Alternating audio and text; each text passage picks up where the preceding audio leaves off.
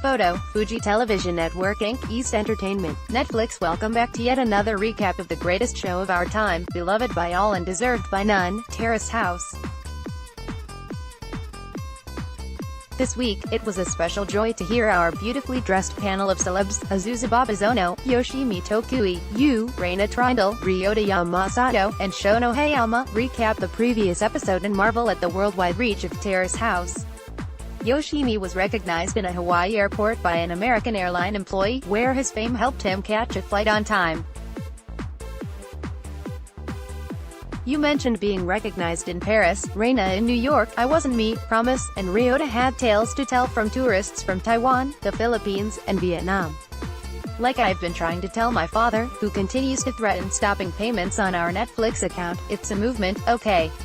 Picking up where we left off previously, Ami, Yudai, Shion, and Taka remain in the kitchen, still tense from the previous grocery store conversation.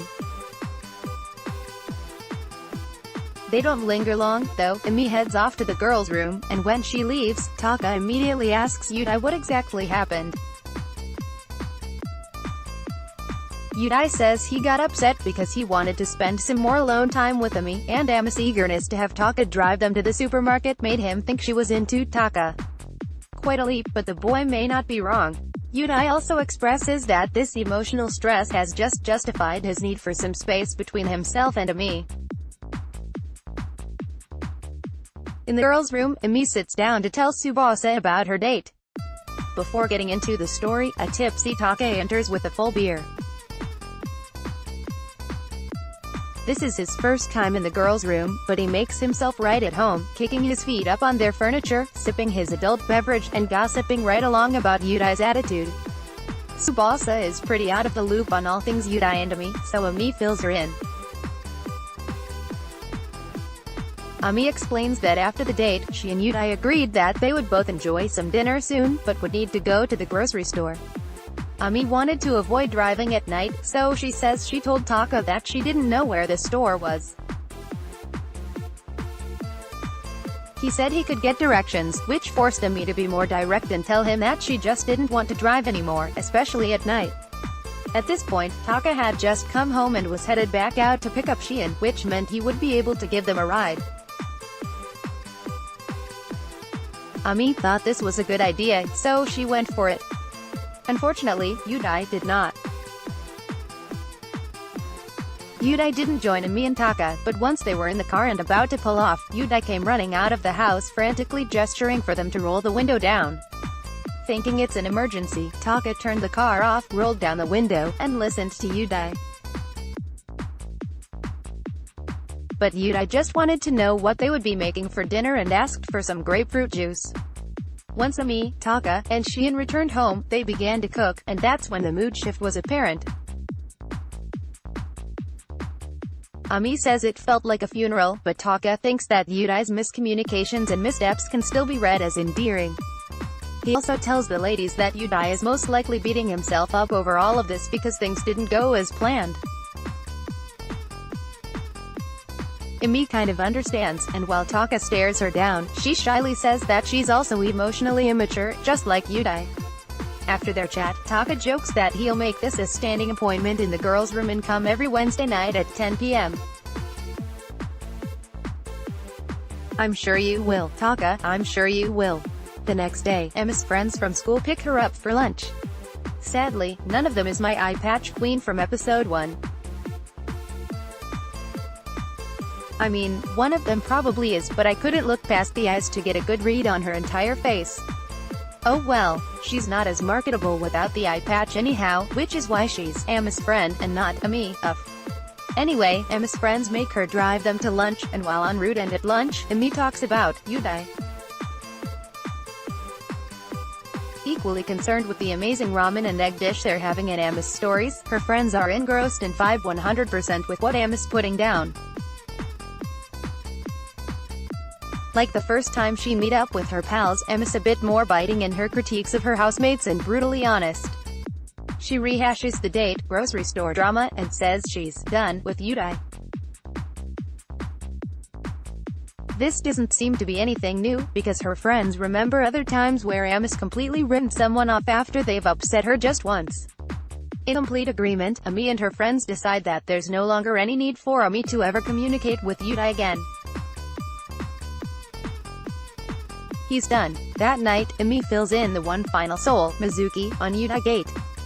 With just the two of them in the playroom, Ami reiterates that she's done with Yudai and even goes so far as to say that he means nothing to her. Meanwhile, in the kitchen, Yudai and Taka try to concoct a plan to make this all better. Yudai also dives deeper into his emotions. He thinks he got so upset and despondent because he thought he and Ami would be cooking food together. On their way back from the athletics course, he had already begun brainstorming something tasty for them to make at home. However, with Taka driving and taking the lead with the meal, Yudai feel useless or unneeded. Now that he has a better handle on his emotions, Yudai begs Taka to come with him to crash Ami and Mizuki's playroom conversation. Yudai knows that Am is acting differently toward him, and he wants to break the silence. In the playroom, Taka and Yudai enter to quiet Ami and Mizuki. Ami makes no moves to speak to either man, and after a few moments of silence, Mizuki leaves to take a bath because she has no idea what's happening and wants to escape. Shortly after, and a few more stare-downs from Yudai later, Ami leaves too. She says nothing. Taka holds back laughter as he asks Yudai if this was worth it. In tears, Yudai tells Taka that it was a failed experiment, but at least he made his stance known and sent a message. Shocked at how quickly this grocery store drama escalated, our celebrity panel makes a big statement: this drama just may surpass the meat incident from Terrace House, Boys and Girls in the City. I'm inclined to agree, but nothing, and I mean nothing, not even the tears of my firstborn, can top Uchi straight up sobbing over raw meat. The celebrities also worry that given the show's global fan base, fans may assume that the Japanese are not only all like Yudai, but that they also cry with two fingers pressed against each eye.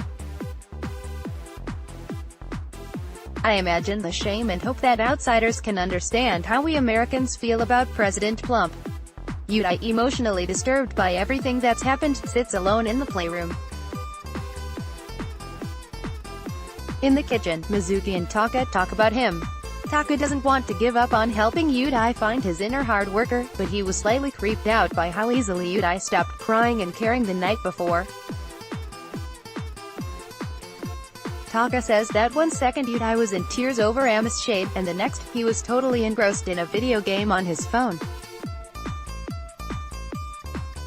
Now Yudai is pulling out all of the stops to feel human again. And his latest trick involves his mom, or, as I like to call her, the unluckiest woman in the world. They meet at a restaurant, and Yudai and his mom have about as much love for each other as I do for an empty stick of deodorant. No hugs or kisses are exchanged. Instead, his mom nods along to all of the complaints Yudai's housemates have against him and insists that everything he's done wrong is on trend with all of the other mistakes he's made in his life. She hopes he uses this time to grow up, and other than that, she doesn't know what to tell him. In a lighter segment of the show, Shion and Tsubasa, otherwise known as the Harry and Meghan of Karuizawa, play one-on-one basketball at a local gym. After dunking on and around one another, the two athletic lovebirds take a breath and chat.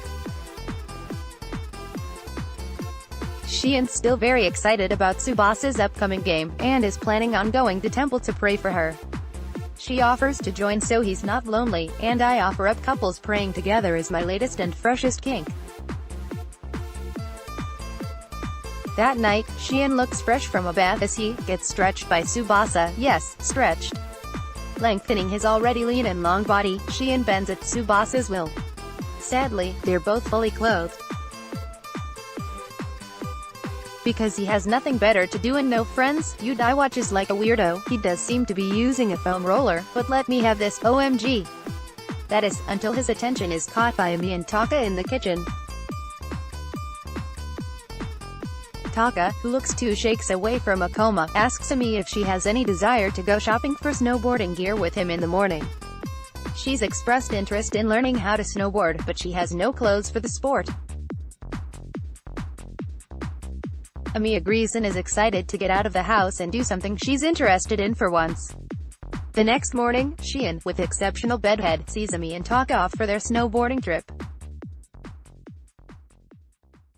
While driving to the store, Ami and Taka reminisce about their first days in the house. Ami admits that she was intimidated by Taka, and thought his night one hot pot was a big mistake. Feeling more free and open with Taka, Ami also admits that she should have never gone out with Yudai. You're just now getting that, honey? At the shop, Ami tries on one outfit that's an immediate win. It's pretty plain, but Taka calls her cute multiple times and Ami doesn't seem to hate it. The final scene of the night is perhaps one of the greatest pieces of television. From top to bottom, I'm dazzled by Shion's laid-back, double jacket, leather daddy with the hood and hat look, his giggles and his openness. Over massive beers and a bite to eat, Shion and Taka talk about the goings-on of Terrace House.